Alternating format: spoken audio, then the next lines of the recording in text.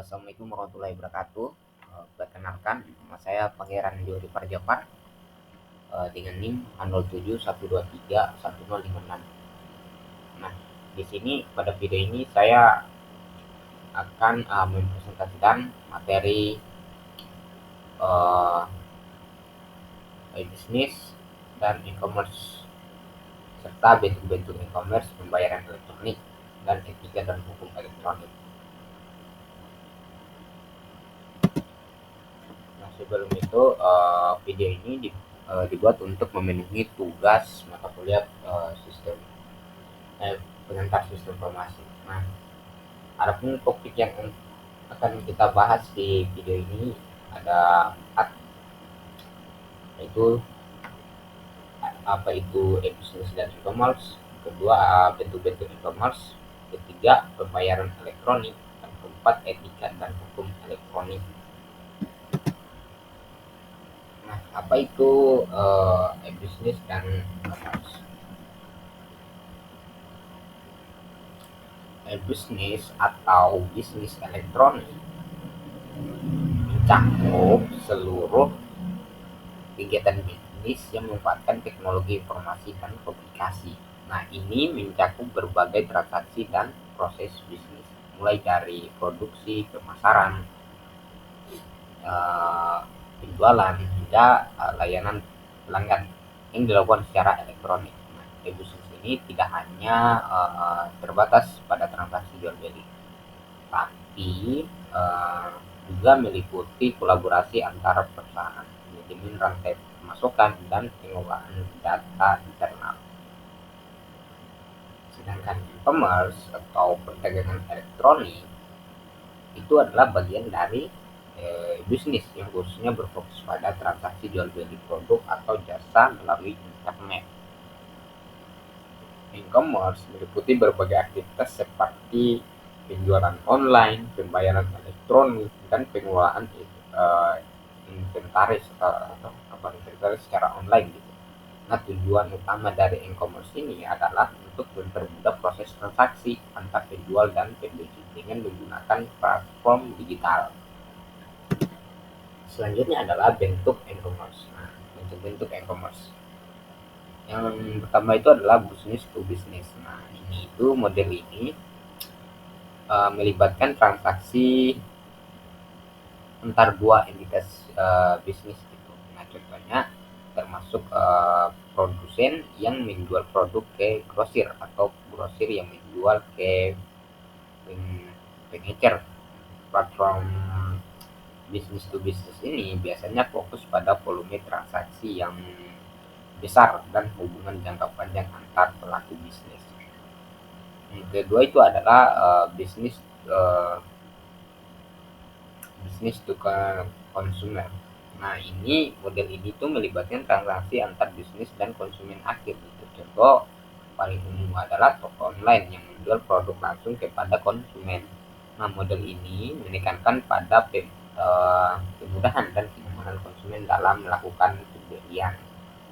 Nah, yang ketiga itu adalah consumer to consumer. Nah, model ini melibatkan transaksi antar konsumen dan konsumen lainnya gitu. Nah, biasanya difasilitasi oleh platform pihak ketiga seperti Tokopedia. Nah, model ini memungkinkan individu untuk menjual barang dan jasa langsung ke orang lain gitu. Nah, yang keempat itu adalah consumer to business. Nah, model ini melibatkan transaksi di mana individu menawarkan produk gitu atau jasa kepada perusahaan. Nah, contohnya adalah influencer yang menawarkan jasa promosi produk kepada perusahaan melalui sosial media. Nah, selanjutnya adalah pembayaran elektronik. Nah, pembayaran elektronik itu bisa dibagi menjadi 5 di sini. Ada kartu kredit dan debit. Nah, pembayaran menggunakan kartu kredit dan debit ini adalah metode yang paling digunakan dalam transaksi e-commerce. Nah, faktor utama yang mendukung penggunaan metode ini adalah keamanan dan kenyamanan. Kedua adalah wallet. Nah, Layanan dalam bentuk dompet elektronik, pembayaran ini dilakukan secara online. Contohnya yang kita pakai itu adalah ada OVO, GoPay, PayPal atau Dana dan lain-lain. Ketiga itu adalah transfer bank online. Metode ini melibatkan transfer uang langsung dari rekening bank pengguna ke rekening bank penjual gitu. Banyak platform e-commerce yang menyediakan opsi pembayaran ini karena kemudahannya gitu. Yang keempat itu cryptocurrency. Nah, metode alternatif namun belum umum digunakan ya atau luas penggunaannya gitu.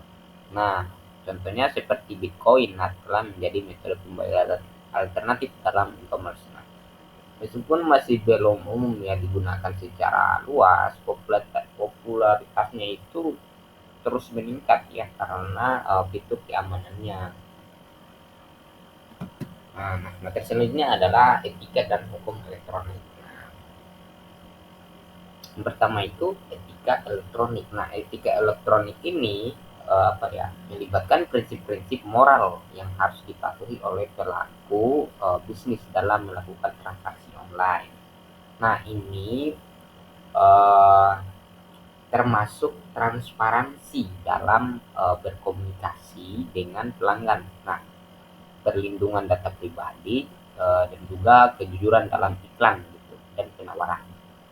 Nah, yang kedua adalah hukum elektronik. Nah, hukum elektronik ini mencakup regulasi yang mengatur transaksi dan aktivitas bisnis yang dilakukan secara online. Nah, ini termasuk perlindungan konsumen, keamanan data, hak cipta digital, dan hukum kontrak elektronik. Nah, pelaku bisnis harus mematuhi berbagai regulasi ini untuk menghindari masalah hukum dan menjaga reputasi bisnis. Nah, kesimpulan, teknologi informasi dan komunikasi ini telah mengubah ya dunia bisnis, menjadikan e-business dan e-commerce menjadi sangat vital. Nah, bisnis ini menyangkut berbagai aspek ya elektronik, sedangkan e-commerce fokus pada transaksi jual beli online.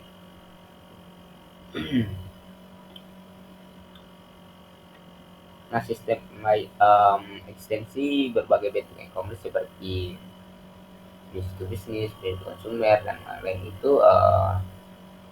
itu merupakan model ya interaksi unik gitu antara sistem dan konsumen. Nah, sistem pembayaran elektronik seperti kartu kredit, wallet, transfer, dan lain-lain itu juga yang mempermudah transaksi online dengan kelebihan dan tantangannya masing-masing gitu. Nah, selanjutnya adalah etika dan hukum dalam bisnis elektronik ini tentunya memberikan perpaduan antara kenyamanan produk konsumen dan konsumen dalam lingkup pembelian. Penjualan pembayarannya transaksi dan tentunya menjamin keamanan. Oke, sekian, terima kasih telah menonton video saya. Saya tutup. Assalamualaikum warahmatullahi wabarakatuh.